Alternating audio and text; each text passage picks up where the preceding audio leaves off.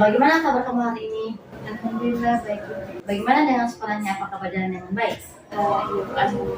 Alhamdulillah. Tapi apa memang benar kamu tidak memiliki kendala pada saat proses pembelajaran tadi? Sepertinya tidak ribut.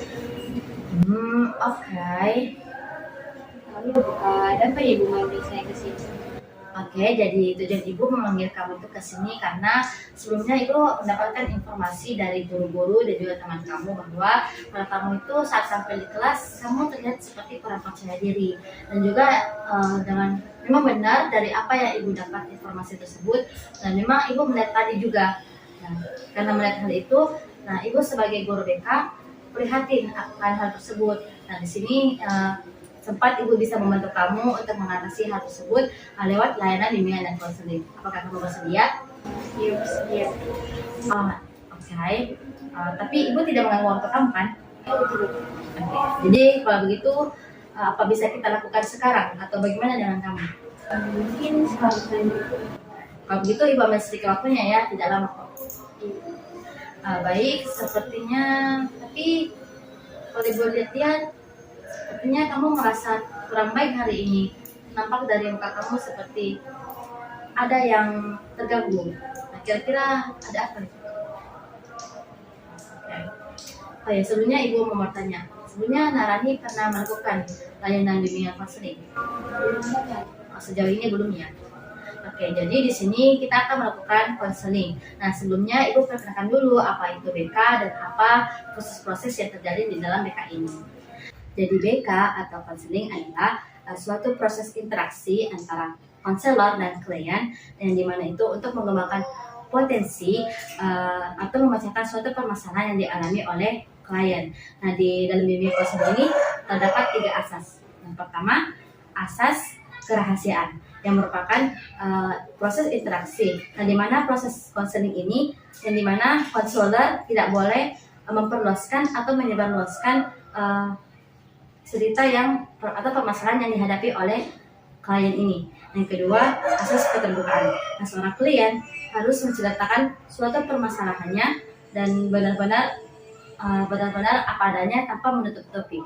Yang ketiga, ada asas kesukarelaan. Nah, asas ini untuk melakukan teknik konseling ini dia tidak ada paksaan dari konselor ataupun dari pihak yang lain.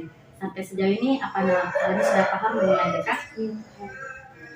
Kalau begitu, ibu ingin mendengar lebih dalam mengenai perasaan yang Narani alami sekarang. Jadi Bu, saya tuh orangnya agak kurang percaya diri. Oh, lalu bagaimana saat itu? Apa yang kamu rasakan? Kan saya gini tuh tadi pertama saya presentasi ya Bu. Itu merasa capek sekali, terus mata tidak fokus. Pokoknya gitu sekali kan. Lalu apa yang Narani lakukan pada saat itu? Kalau cuma berdiam di sini. Kenapa berdiam diri? Karena rasa takut. Ya. Lalu apakah dengan hal itu Narani merasa nyaman ketika berdiam diri saja? Tidak. Apakah Narani selalu berpikiran kalau kita tampil itu harus sempurna dan tanpa memiliki kekurangan begitu? Saya sangat takut salah itu, jadi sering merasa tidak sempurna lagi. Sampai begini Narani. Memang itu kalau kita tampil harus sempurna, tapi kembali lagi kita tidak boleh putus asa dan kita juga harus tampil sesuai dengan apa jati diri kita. Nah, karena semua orang itu diciptakan berbeda-beda. Ada yang memiliki kualitas sendiri dan semua orang itu memiliki kelebihannya masing-masing. Nah, sampai dari sini Narani sudah paham? Paham. Jadi begini ya, sekarang permasalahan kita itu Narani mengalami sulit untuk berpresentasi di depan kelas, di depan orang banyak, dan juga sulit untuk menjawab pertanyaan dari guru. Nah, apa benar seperti itu permasalahan yang kamu alami? Ya benar. Baik, bagus sekali karena sekarang kita berdua sudah saling memahami apa yang permasalahan Narani alami. Nah, sebelumnya saya ingin bertanya, kenapa Narani merasa bingung gitu? Iya Bu, saya merasa bingung dan tiap hari itu bertanya-tanya bagaimana caranya agar saya itu bisa percaya diri saat tampil. Apakah sejauh ini Narani sudah melakukan hal yang terbaik? Belum. Belum ya. Terus kalau belum mencoba, kenapa Narani sudah berpikiran yang negatif? Saya tidak mampu bilang, tapi saya sudah berusaha untuk percaya diri. Begini ya, Nak Rani, kita itu tidak boleh berpikiran negatif terlebih dahulu. Karena kalau awalnya kita berpikir positif, yakin dan percaya pasti akan menimbulkan kepercayaan diri kita, dan juga hal itu bisa menjadi mendorong kita dan akan membuahkan hasil yang baik untuk pada saat kita presentasi. Nah, apa Nak Rani sudah paham? Terus Nak Rani sudah merencanakan untuk kedepannya apa yang harus dilakukan saat presentasi dan saat mengeluarkan pendapat. Yang pertama itu Bu, kita harus memahami materi yang ingin kita bawakan pada saat presentasi.